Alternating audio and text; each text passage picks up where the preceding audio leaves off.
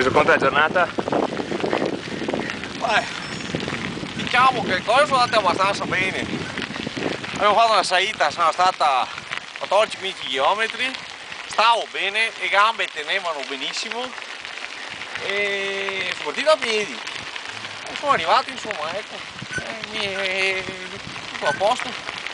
Adesso sono altri 150 km, ma questo sole qua, questo tempo, posso andare anche più avanti, arrivo anche fino in Austria, stavo lì. E posso dire un parole? Certo. Volevo ringraziare Antonietta, Maria Giuseppina e nonno Giovanni per quello che ha fatto.